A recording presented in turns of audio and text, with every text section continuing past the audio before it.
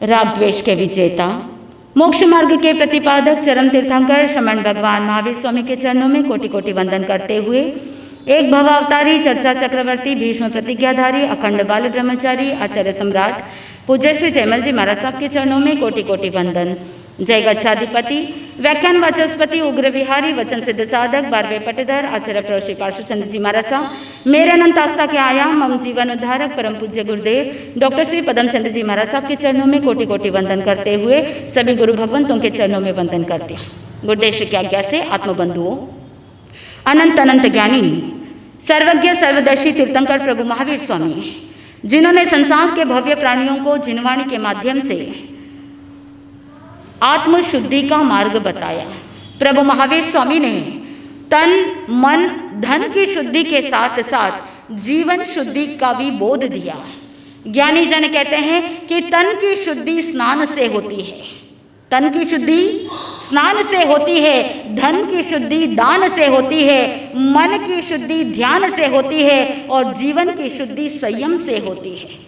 आत्मबंधुओं, हर कोई व्यक्ति तन को शुद्ध करने के लिए स्नान कर लेता है, धन को शुद्ध करने के लिए दान कर देता है, मन की शुद्धि के लिए ध्यान करने के लिए प्रयासशील रहता है, प्रयत्न करता है, लेकिन ध्यान में मन लगता है क्या? अगर मैं आपको कह दूं 5 मिनट के लिए सब काम छोड़ करके बस ध्यान करने के लिए बैठ जाना है, प्रतिक्रमण के अंदर भी कायोत्सर्ग करना है, तो आपको एक बहुत बड़ा टास्क लगता है कि 5 मिनट आंखें बंद करके कैसे बैठूं। आत्मबंधुओं, एक श्राविका जी थे, उनके मन में हमेशा भय था, एंग्जाइटी थी। गुरुदेव ने उनको ध्यान के लिए कहा और जब ध्यान के लिए कहा, ध्यान की विधि भी बताई, तो वो कहने लगी कि गुरुदेव और कोई उपाय है तो बता दो, ध्यान नहीं हो सकता है। गुरुदेव ने पूछा कि आखिर बात क्या है, ध्यान क्यों नहीं कर सकते? ज्यादा कुछ करना नहीं है, 5 मिनट के लिए आंखें बंद करके ध्यान करना है। किसके ऊपर? श्वासोश्वास के ऊपर। वो श्राविका जी, वो महिला गुरुदेव को कहती है कि गुरुदेव और सारे काम तो संभव है, लेकिन आंखें बंद करने में ही तो एंग्जाइटी है। गुरुदेव ने पूछा कि एंग्जाइटी किस बात की, आंखें बंद करने में क्या दिक्कत है? तो वो श्राविका जी, वो महिला कहती है, मन में भय है, एंग्जाइटी इस बात की है, अगर आंखें बंद करके ध्यान करूं, कहीं जिंदगी भर के लिए, हमेशा के लिए आंखें बंद ना हो जाए, इसीलिए आंखें बंद करने में डर लगता है। तो चिंतन कीजिए। गुरुदेव ने उसके बाद पूछा कि आपको ट्रीटमेंट चल रहा है, आपने बताया, तो किस बात का ट्रीटमेंट चल रहा है?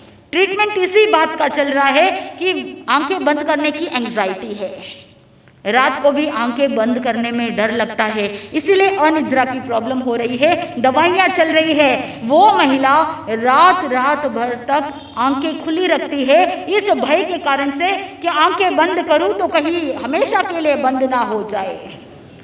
ज्ञानी जन कहते हैं कि मन की शुद्धि करना है तो ध्यान साधना करनी होगी। मन के अंदर जो इस तरह के उठपटांग विचार चलते हैं, उन सब से अगर मुक्त होना है तो कुछ समय के लिए ध्यान करना होगा, कुछ समय के लिए श्वासोश्वास पर ध्यान करना होगा, कुछ समय के लिए अपनी अंतरात्मा पर ध्यान करना होगा, कुछ समय के लिए प्रभु का ध्यान करना होगा।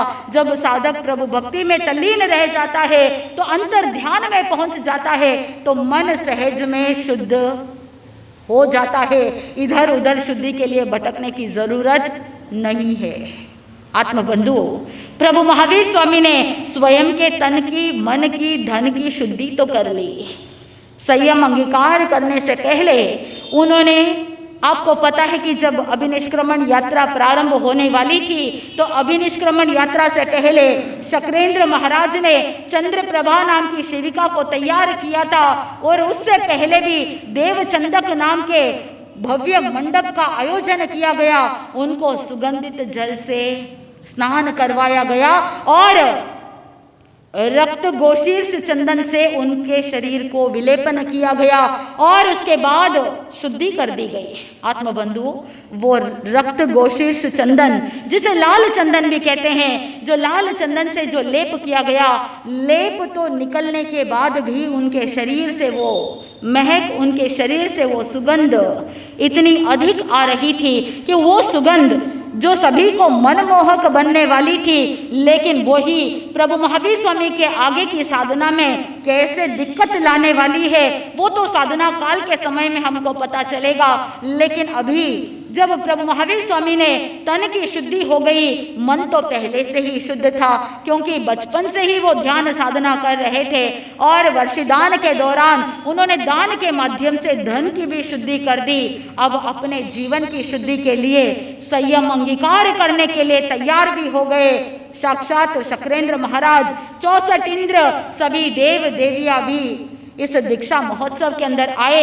आपने पूर्व के प्रवचनों के अंदर सुना कि किस तरह से उस चंद्रप्रभा शिविका को आगे से राइट साइड से शक्रेंद्र महाराज अपनी भुजा देते हैं और लेफ्ट साइड से ईशानेंद्र उठाते हैं और पीछे की तरफ राइट साइड में चमरेंद्र और लेफ्ट साइड में बलेंद्र, ऐसे चारों इंद्र भुजाओं के माध्यम से उस चंद्रप्रभा शिविका को उठा करके चलते हैं। और इस शिविका के आगे 108 घोड़े घुड़सवार और 108 हाथी साइड के अंदर और हाथी पर सवार, और साथ में 108 रथ है और उनके पीछे पीछे नंदीवर्धन हाथी के होदे पर बैठ करके चतुरंगी सेना के साथ चल रहे हैं। ऐसा वैभव युक्त अभिनिष्क्रमण यात्रा, और वहां से प्रस्थान करते करते ज्ञात खंड उद्यान में पहुंचते हैं।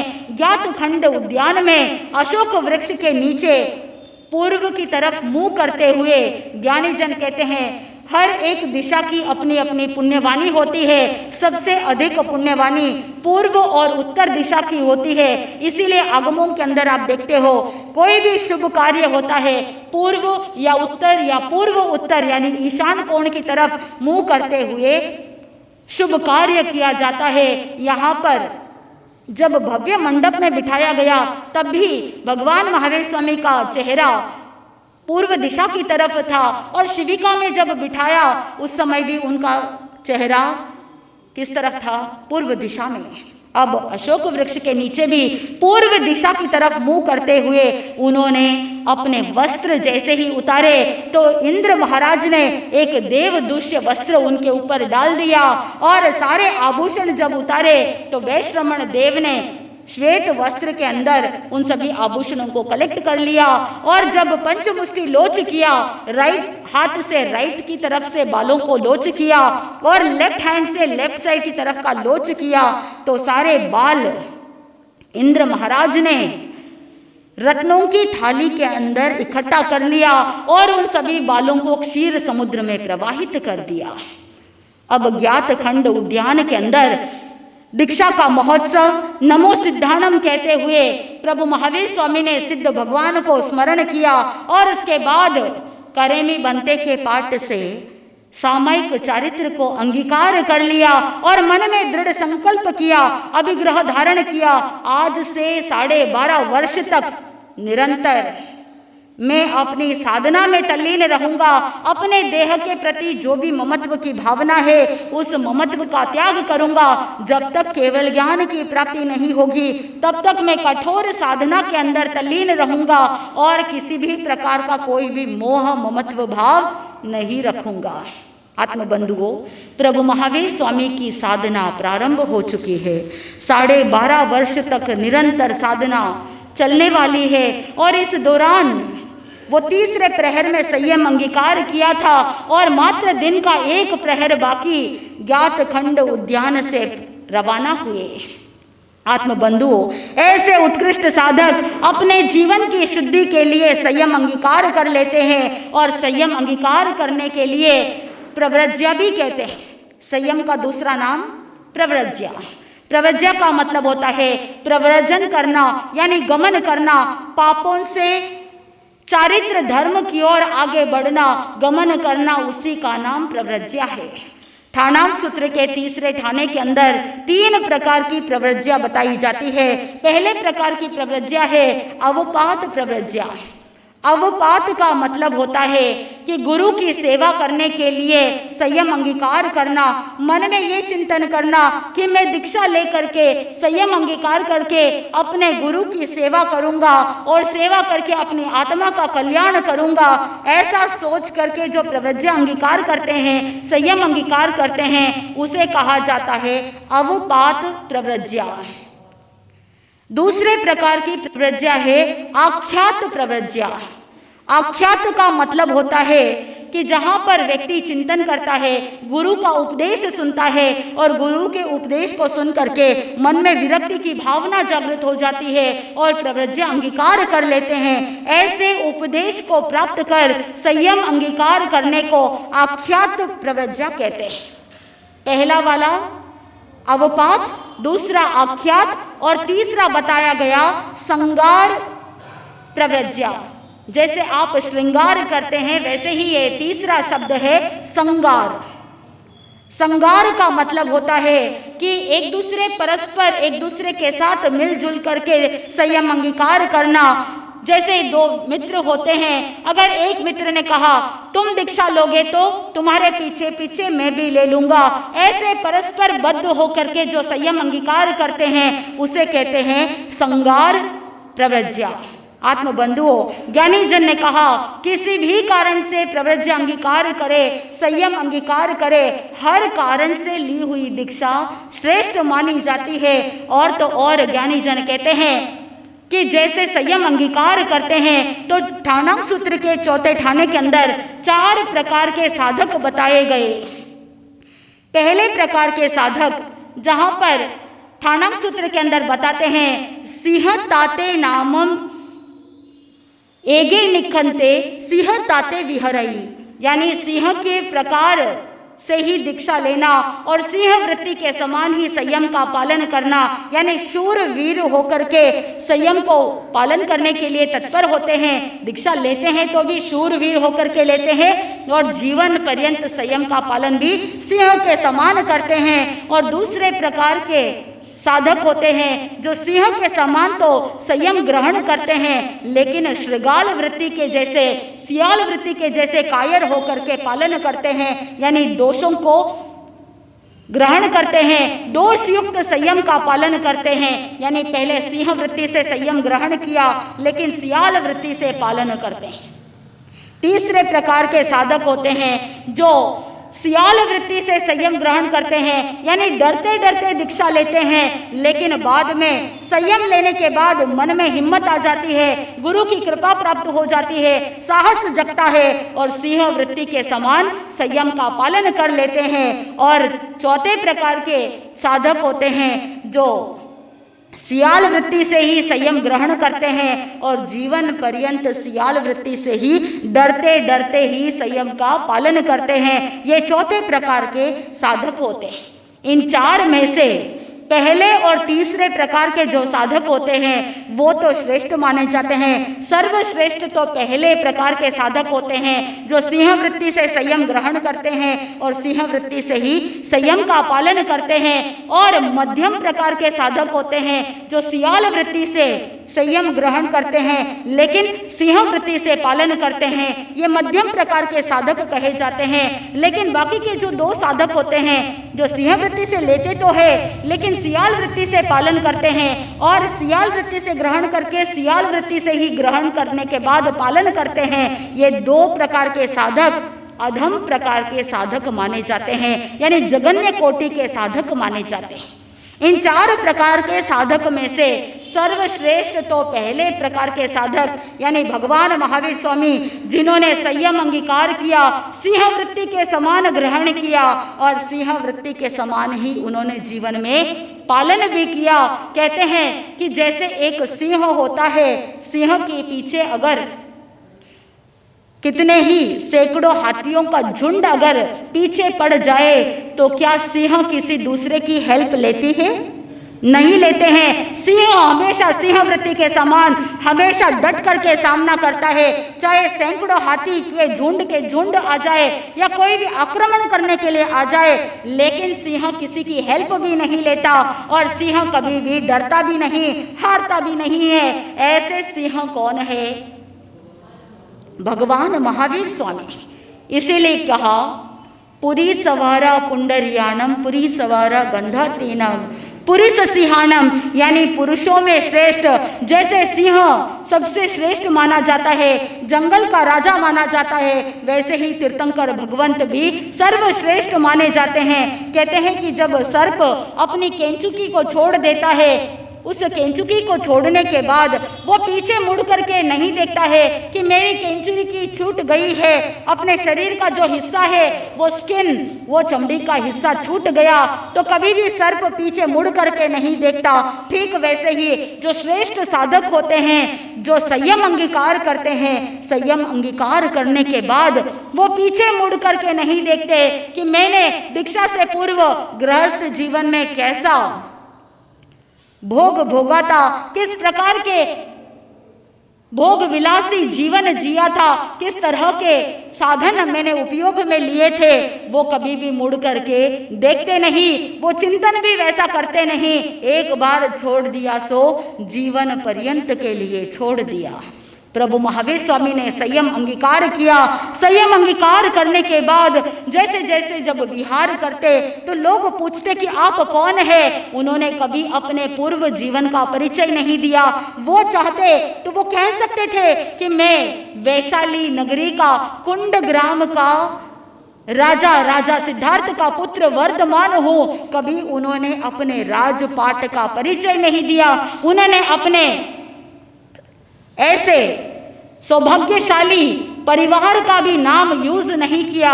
कुछ लोग ऐसे होते हैं कि अपना काम निकालने के लिए अपने नाम का परिचय देते हैं, अपने काम का परिचय देते हैं, कुल खानदान का परिचय देते हैं, ये सोच करके कि मैं अपने कुल खानदान का नाम लूंगा तो लोग मेरे पीछे आ जाएंगे, लोग मेरे फॉलोअर्स बन जाएंगे। लेकिन प्रभु महावीर स्वामी ने कभी इस तरह का कार्य किया ही नहीं। मन में यही चिंतन किया, जब मैं छोड़ करके आगे निकल चुका हूँ तो मुझे पीछे मुड़ करके देखने की जरूरत नहीं। जब भी कभी कोई पूछते, प्रश्न करते कि आप कौन है, तो प्रभु महावीर स्वामी कहते मैं एक भिक्षु हूँ। आत्मबंधुओं, कैसे उच्च कोटि के साधक जो निरंकारी है, जिनके अंदर कोई अहंकार नहीं, अहम की प्रवृत्ति नहीं, मन में यही चिंतन कि मैं तो केवल एक भिक्षु हूँ, मैं अपनी आत्मा की साधना करने वाला हूँ, मैं तो एक आत्म साधक हूँ। आत्मबंधुओं, प्रभु महावीर स्वामी ने संयम अंगीकार कर लिया और संयम अंगीकार करने के बाद आत्मबंधुओं, उनके जीवन के अंदर भविष्य के गर्त में ऐसी घटनाएं छुपी हुई है, उनके जीवन के अंदर ऐसे उपसर्ग छुपे हुए हैं, उनके कर्म सत्ता के अंदर इतने सारे कर्म हैं जो अब उदय में आने वाले हैं। आत्मबंधुओं, हर एक साधक के जीवन के अंदर उनकी आत्मा में अनंत कर्म सत्ता के अंदर है। आप सोचते हो कि मेरे जीवन में खूब धन वैभव संपत्ति होनी चाहिए, मेरे जीवन के अंदर बहुत सुख सुविधाएं होनी चाहिए, लेकिन आत्मबंधुओं, हर एक जीव को वो ही मिलता है जो उसके कर्म सत्ता के अंदर मौजूद है। अगर कर्म सत्ता के अंदर मौजूद है, स्टॉक अंदर भरा पड़ा है, तो वो सामग्री मिल जाती है। लेकिन अगर आपके स्टॉक में वो प्रोडक्ट ही नहीं है तो आपको वो प्रोडक्ट कैसे मिलेगा। ठीक उसी प्रकार अगर कर्म सत्ता के अंदर पीछे पड़ा है, पुण्य कर्म उपलब्ध है तो आगे पीछे किया जा सकता है, लेकिन अगर किसी के कर्म सत्ता ही नहीं है तो फिर वो प्राप्त कैसे होगा। आत्मबंधुओं, इस समय मुझे पूज्य गुरुदेव डॉक्टर श्री पदम चंद्र जी महाराज साहब के मुखारविंद से सुनी एक छोटी सी कहानी, एक रूपक याद आता है कि एक बार एक गांव के अंदर एक व्यक्ति था जो हमेशा जंगलों से लकड़ियां लेकर के आता और उनके कोयले बना करके कोयलों को बेच देता। ऐसे आजीविका चला रहा था। और एक बार ऐसा हुआ कि जिस जंगल के लकड़ियों को काटता था, जंगल समाप्त हो गया। जब जंगल खत्म हो गया तो वो बैठ करके रो रहा था। किसके ऊपर रो रहा था? स्वयं की किस्मत पर रो रहा था कि देखो जंगल खाली हो गया, अब मैं क्या करूंगा, मुझे तो दूसरा कोई काम आता ही नहीं। मेरा तो एक ही काम था कि जंगल से लकड़ियां काटना, लकड़ियों को सुखाना और उसके बाद उन्हें जला करके कोयले बनाना और बेच करके जितने भी पैसे आते उससे आजीविका चलाना। एक बार उस नगर का राजा उद्यान में भ्रमण करते करते उसी जंगल की तरफ आगे बढ़ा और जब उद्यान के एंड में पहुंचे तो वहां पर एक व्यक्ति जो ये रो रहा था अपनी किस्मत पर, जोर जोर से रो रहा है, रुदन कर रहा है और उसके रोने की आवाज सुन करके राजा का मन भी द्रवित हो गया। राजा भी सोचने लगा कि मेरे राज्य के अंदर ऐसा कौन है जो इतना जोर जोर से रो रहा है। तो राजा ने मंत्री को कहा, देखो कौन है, क्यों रो रहा है। उस समय मंत्री ने सारी बात पता लगाई और पता लगा करके राजा को आकर के कहता है कि राजन, आपके ही राज्य का एक व्यक्ति है और रो रहा है अपनी किस्मत पर। राजा ने पूछा कि क्या बात है, आखिर क्या बात हो गई, मेरे राज्य में ऐसा कौन दुखी है कि वो इतना रो रहा है। तो उस समय मंत्री कहता है कि राजन, उसका एक आजीविका का स्रोत था कि वो कोयला बना करके बेचता और जो पैसे आते उससे वो अपना जीवन चलाता, लेकिन क्योंकि लकड़ियां खत्म हो गई, सूखी लकड़ी नहीं है, जंगल अभी हरा भरा है, सूखी लकड़ी नहीं मिलने के कारण से वो अब कोयला बना नहीं पा रहा है, इसीलिए वो अपनी किस्मत को रो रहा है। राजा के मन में बड़ी दया आई। राजा ने सोचा कि कोई बात नहीं, मेरे पास तो एक चंदन का पूरा उद्यान है, एक काम करता हूं कि उसकी जिंदगी के अंदर दुख आएगा ही नहीं, दरिद्रता समाप्त हो जाएगी। अगर इतना सा चंदन का टुकड़ा भी अगर बेच देगा तो कितने ही दिन उसके निकल जाएंगे, वो तो माला माल हो जाएगा। इसीलिए राजा ने क्या किया, राजा ने उस व्यक्ति को अपने खुद के मनमोहक इतना पसंदीदा चंदन का पूरा बागान उसको दे दिया।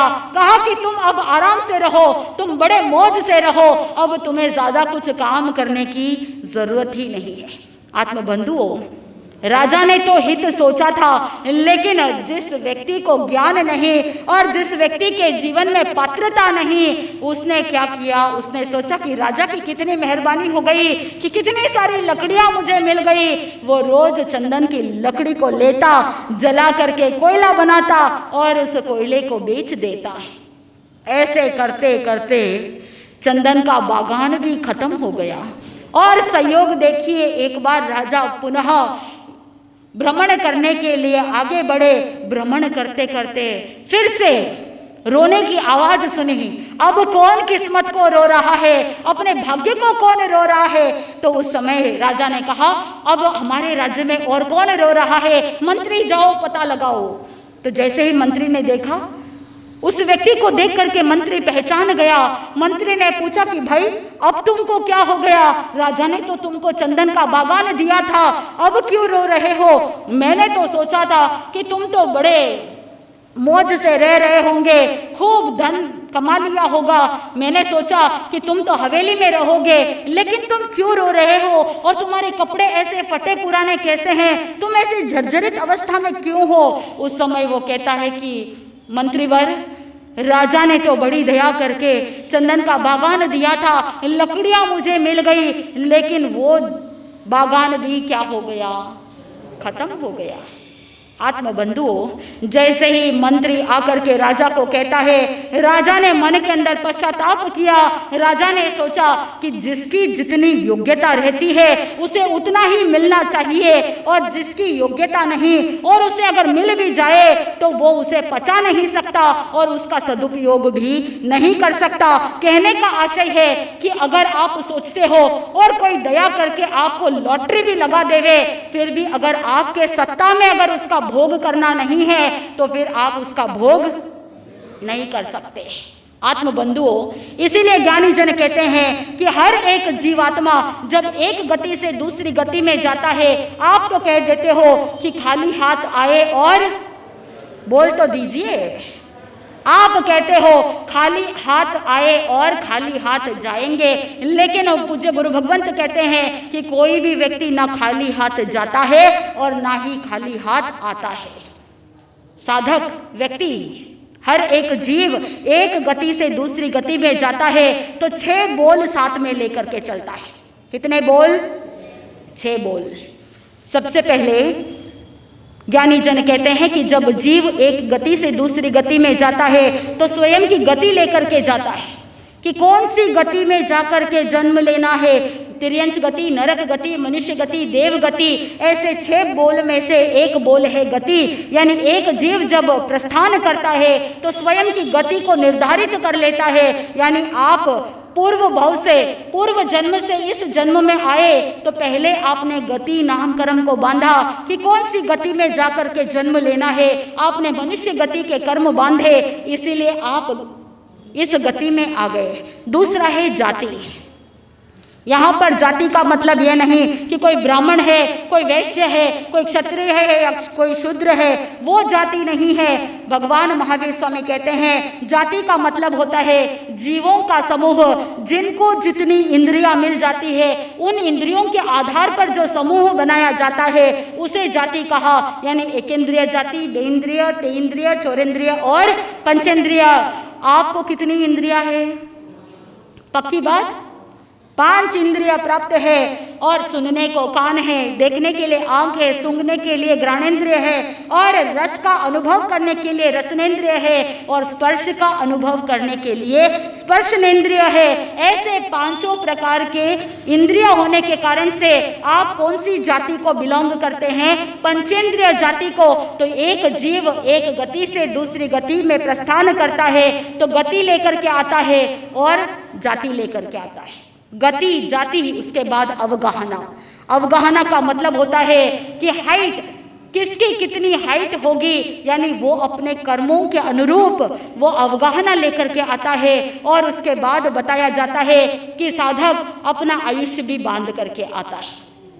आत्मबंधुओं, अपना आयुष्य कर्म भी बांध लेता है कि इस भव में, इस जन्म में आयुष्य के बांधना है तो पूर्व भव में ही जब साधक का जीवन काल 2/3 व्यतीत हो जाता है, आयुष्य के अंदर, आगमों के अंदर बहुत ही विस्तार रूप से इसका वर्णन मिलता है कि जब जीवन के 2/3 हिस्सा संपूर्ण समाप्त हो जाता है उसके बाद अगले भव का आयुष्य बांधा जाता है। उस समय भी अगर आयुष्य बांधे नहीं तो जो 1/3 बच्चा है उसके अंदर 2/3 पूर्ण होने के बाद आयुष्य बंधता है, तब भी नहीं बंधता है। तो ऐसे 1/3 शेष रहने पर आयुष्य कर्म बंधता है और फिर भी नहीं बंधे तो जीवन के अंतिम अंतर मुहूर्त के समय में अगले भव का आयुष्य बंध जाता है।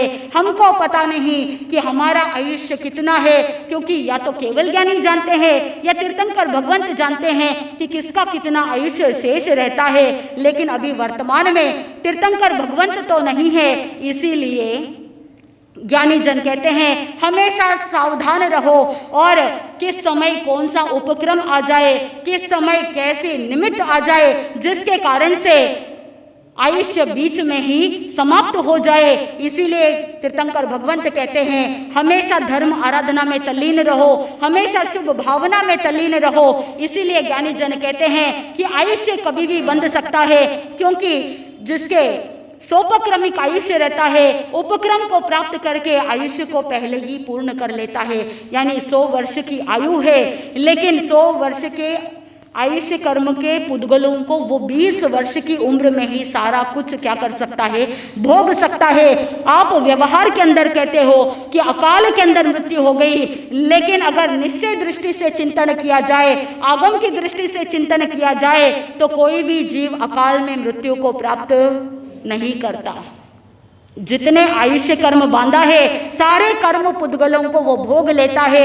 एक व्यक्ति होता है जो बंदूक की गोली के जैसे एक साथ भोग लेता है, और दूसरा जीव होता है जो चींटियों की कतार के समान एक एक करके उन पुद्गलों को भोगता है। तो आपका जीव किस तरह से आयुष्य को भोग रहा है वो उसके ऊपर निर्भर करता है। तीर्थंकर भगवंतों का जीव निरुपक्रमिक आयुष्य को धारण करने वाले होते हैं, यानी जो 63 शलाका पुरुष होते हैं, जो चरम शरीरी जीव होते हैं, उनका आयुष्य, और चाहे नारकी हो या चाहे देवता हो, उनका भी आयुष्य बीच में टूटता नहीं। लेकिन मनुष्य और तिर्यंच जो होते हैं उनका आयुष्य बीच में टूट सकता है। यानी 100 वर्ष का आयुष्य भोगना था 100 वर्ष के अंदर, लेकिन क्योंकि कर्म की उदीर्णा हो गई, कर्म दलिकों को पहले ही भोग लिया, इसीलिए 20 वर्ष के अंदर कभी एक्सीडेंट अत्यंत का निमित्त मिल जाता है, तो कभी कोई निमित्त मिल जाता है और कोई अपने मन को नहीं संभाल पाता, मन की शुद्धि नहीं रखता है।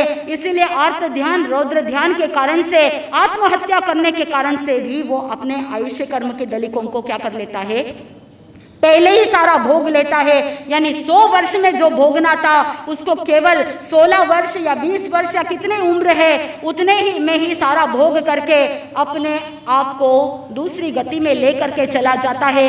मन में ये सोचता है कि अगर मैं अपने प्राणों का घात कर लूं तो आगे चल करके सुख मिलेगा, इस दुख से मैं उभरना चाहता हूं। लेकिन ज्ञानी जन कहते हैं कि अपनी आत्मा का घात करना प्रॉब्लम का सल्यूशन नहीं है। और प्रभु महावीर स्वामी कहते हैं आत्मघाती महापापी, जो स्वयं की आत्मा का घात करता है वो महापापी की श्रेणी में आता है। इसीलिए प्रभु महावीर स्वामी कहते हैं जीवन में कभी भी ये भाव लाना ही नहीं कि मुझे मेरी आत्मा का घात करना है, ना स्वयं की आत्मा का घात करना और ना ही कभी किसी को आत्मघात के लिए प्रेरणा देना और ना ही किसी जीव की हत्या करना। स्वयं की आत्मा का भी घात नहीं करना चाहिए और दूसरों की आत्मा का भी घात नहीं करना चाहिए। इसीलिए ज्ञानी जन कहते हैं कि जब एक जीव एक गति से दूसरी गति प्रस्थान करता है तो 6 बोल लेकर के आता है। पहला है गति, दूसरा जाति, तीसरा अवगाहना, चौथा आयुष्य और 5वां है स्थिति बंद। यानी स्थिति बंद और प्रदेश बंद, कितने कर्म दलिक वो लेकर के आ रहा है, वो सारा का सारा वो लेकर के आता है। पुण्य कर्म भी लाता है और पाप कर्म भी लाता है। इसीलिए जब बच्चा पैदा होता है, बच्चा जन्म लेता है तो उसकी मुट्ठी क्या होती है, बंद होती है। यानी बंद मुट्ठी में उसके पास पुण्य कर्म भी है और पाप कर्म भी है। और जब व्यक्ति जाता है, प्रस्थान करता है, तो उसके हाथ क्या होते हैं, खुले होते हैं। यानी जो भी पुण्य कर्म था वो सारा पुण्य कर्म उसने क्या कर लिया, खर्च कर लिया, खपा लिया। इसीलिए मुट्ठी क्या हो गई, खाली हो गई। ज्ञानी जन कहते हैं कि जब साधक अपने आत्मा के भावों को समझ लेता है, अपने जीवन के मूल्यों को समझ लेता है, तो जीवन को शुद्ध बनाने के लिए संयम के दहलीज पर कदम रख लेता है। प्रभु महावीर स्वामी ने भी संयम के दहलीज पर कदम रखा। मात्र दिन का 1 प्रहर बाकी था, विहार किया ज्ञात खंड उद्यान से और उद्यान से विहार करते हुए प्रस्थान करते हैं कुरमार ग्राम की ओर। आत्मबंधुओं, जब प्रभु महावीर स्वामी कुरमार ग्राम की ओर प्रस्थान करते हैं, मात्र 1 प्रहर बाकी है दिन का और उस समय राजा सिद्धार्थ का मित्र सोम ब्राह्मण आता है और आकर के विनंती करता है कि भगवान मुझ पर कृपा करो, मुझ पर दया करो, मुझ पर कृपा करो। मैं दीन हूँ, मैं दरिद्र हूँ और मेरे पास तो खाने के लिए भोजन भी नहीं, पहनने के लिए पर्याप्त वस्त्र भी नहीं है। और आप जब धन लुटा रहे थे, आप जब सांवत्सरिक दान दे रहे थे, आप जब वार्षिक दान दे रहे थे, उस समय में भिक्षा लेने के लिए, भीख मांगने के लिए, अपने परिवार के लिए, सुरक्षा के लिए दूर गांव-गांव भटक रहा था। लेकिन मुझे पता ही नहीं था कि आप यहाँ पर स्वर्ण मुद्राएं लुटा रहे हैं। और जैसे ही मैं खाली हाथ लौटा, कुछ भी प्राप्त नहीं हुआ, ऐसे ही निराश होकर के, हताश होकर के जब मैं लौटा, तो उस समय पत्नी ने मुझे कहा कि आप जब भगवान महावीर स्वामी जब धन लुटा रहे थे, स्वर्ण मुद्राएं लुटा रहे थे, आप कहाँ भटक रहे थे? अब भी देरी नहीं हुई है, अभी जाओ और क्या करो, प्रभु महावीर स्वामी से कुछ तो लेकर के आ जाओ, क्योंकि वो तो दीन दयालु है और किसी भी व्यक्ति को दीन अवस्था में देख करके उनके मन में दया आ जाती है। वो अनुकंपा के सागर है, वो करुणा के सागर है। अभी भी बहुत दूर नहीं गए होंगे, आप जाओ और क्या करो, उनसे कुछ ना कुछ मांग करके लेकर के आ जाओ। आत्मबंधुओं, वो सोम ब्राह्मण भी हाथ जोड़ करके विनंती कर रहा है कि भगवान मुझ पर दया करो, कुछ तो अनुग्रह करो, मैं इतना दीन हूँ, दरिद्र हूँ, मेरे पास पहनने के लिए वस्त्र नहीं, कुछ तो दे दीजिए। उस समय प्रभु महावीर स्वामी कहते हैं, मैं तो अकिंचन हूँ, मैंने तो संयम अंगीकार कर लिया, मैंने तो संसार का त्याग कर लिया। आत्मबंधुओं, सोम ब्राह्मण बार बार विनंती करता है, तो अब देखना ये है कि भगवान महावीर स्वामी उसके ऊपर अनुग्रह करते हैं। भगवान महावीर स्वामी उसे देते हैं तो क्या देते हैं, किस तरह से वो सोम ब्राह्मण उनके पीछे 1 साल 1 महीने तक पीछे पीछे रहता है, और प्रभु महावीर स्वामी जो करुणा के सागर है वो किस तरह से दान भाव रखते हुए, करुणा की भावना रखते हुए आगे बढ़ते हैं। जैसे जैसे आप सुनेंगे आपके जीवन में आनंद की प्राप्ति होगी। इन्हीं मंगल भावनाओं के साथ आनंद ही आनंद। बोले श्री जैन धर्म की।